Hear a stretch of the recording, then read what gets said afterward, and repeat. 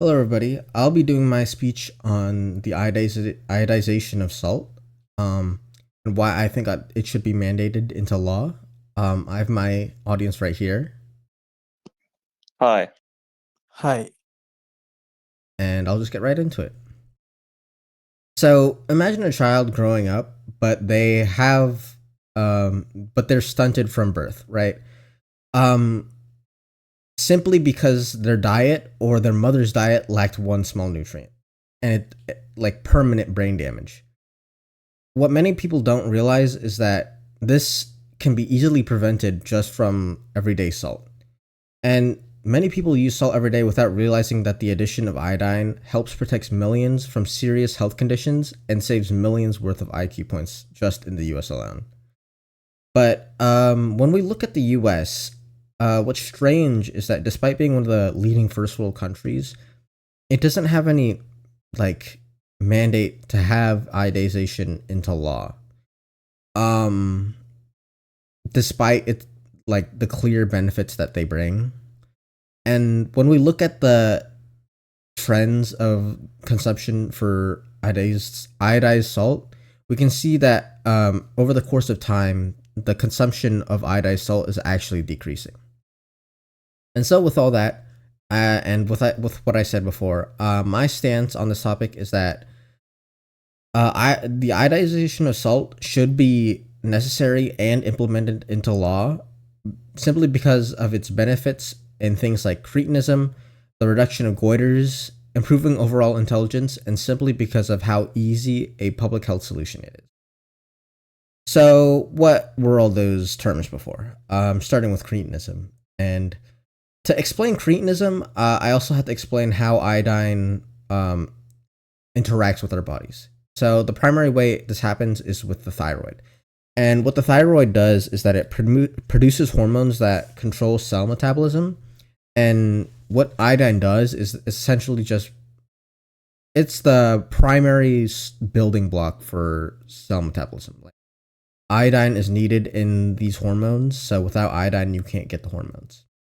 Without the hormones, a lot of things go out of whack, and it's what leads to these very serious problems. One of the most severe cases of iodine deficiency is cretinism. So, what cretinism does is that um, cretinism basically affects pregnant women and infant children. Um, it's one of the worst cases because this is the part where it stunts both physical and intellectual growth in children. Um, and this happens because of the iodine deficiency, but primarily because when the mother is pregnant, the mother's intake of iodine is incredibly important because the mother basically has to produce double time of her hormones or the thyroid hormones so that she can cover for the child and for herself, because the child's thyroid can't produce like hormones, especially in early stages, and I don't think it produces much or if any at all in late stage pregnancy.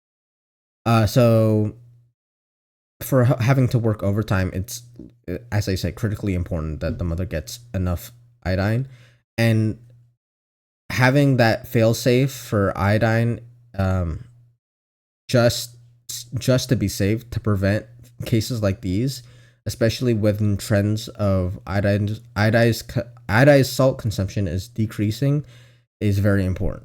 Many of these facts came from Cretinism, the Past, Present, and Future of Diagnosis and Cure from February 8th, 2003. Um, and the truth is, many of these cases are preventable with enough iodine in the diet. You really don't need that much. But since it's not mandated, again, there are holes that people can fall through, and just to be safe, patching these up are what I believe should be mandated for.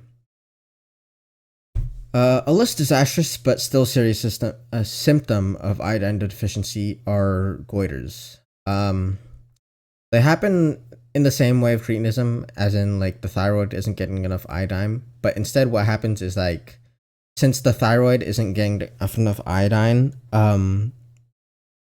other parts of the body that are trying to get the thyroid to produce more hormones just keep pumping and pumping more chemicals into it, and it causes the thyroid to expand. And so what this looks like is like you literally have a giant lump on your throat, or that's what most often people see. But um it can be like the size of apples, or like,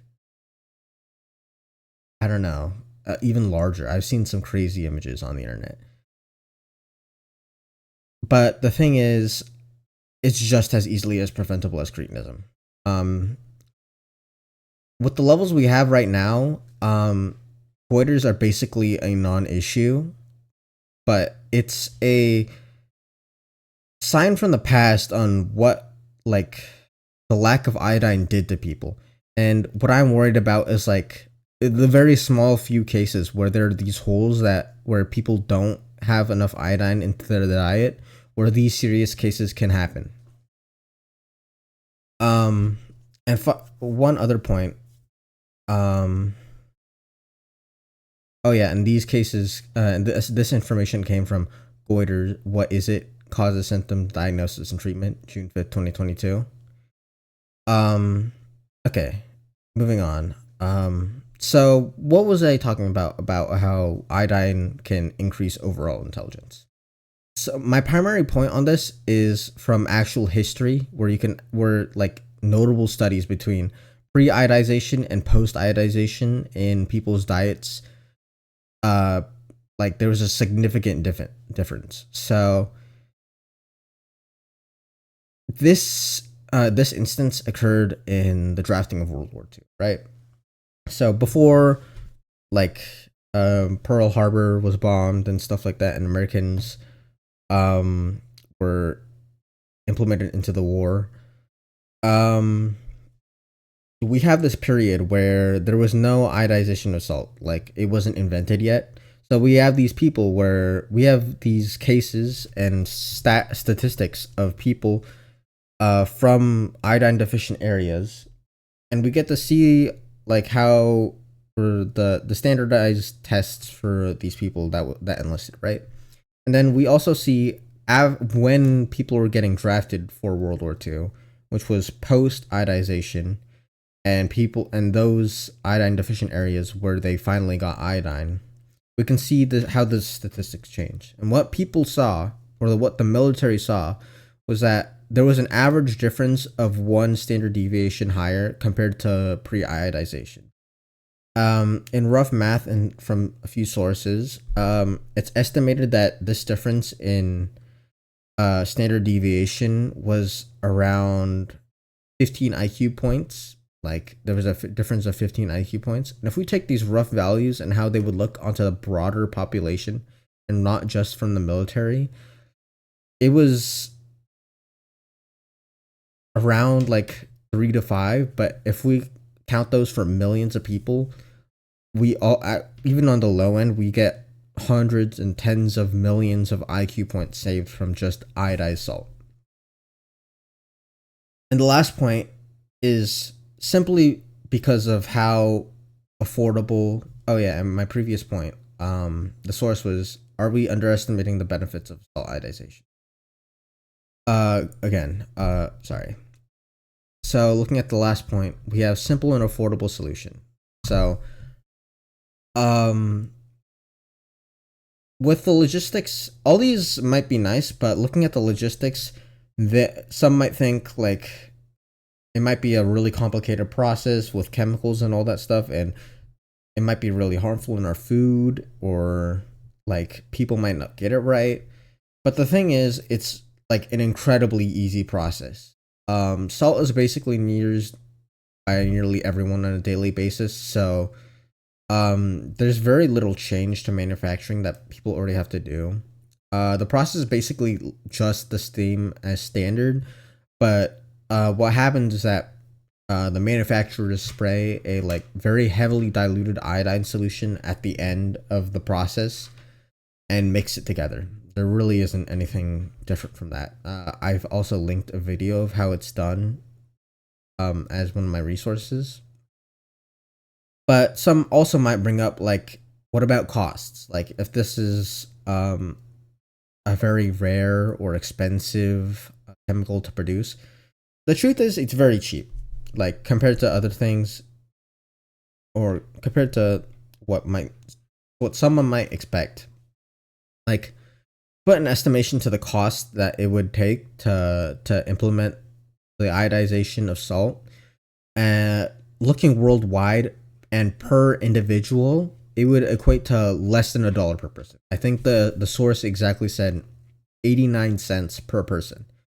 But with this cost, it brings or rakes in billions of dollars worth of lost revenue from infants or people that become affected by iodine deficiency, and the health costs and the potential like intellectual opportunities that like children might grow up into. I got these sources from estimating the health and economic benefits of universal salt iodization from December 7th, 2020. In conclusion, this issue matters to me because these problems are largely preventable, and something as small as a lack of iodine should not be able to negatively affect a person's health in this day and age. Since salt is already something nearly everyone uses every day, iodization is one of the easiest way to improve public health on a large scale. The evidence clearly shows that the mandatory iodization of salt would help prevent iodine deficiency, reduce thyroid related illnesses, improve cognitive development, and benefit society overall. It's sometimes the most effective solutions are really just the simplest. Adding iodine to salt may seem like a small change, but it's one small addition that compounds to affect millions of lives and protect future children from preventable health problems. Thank you.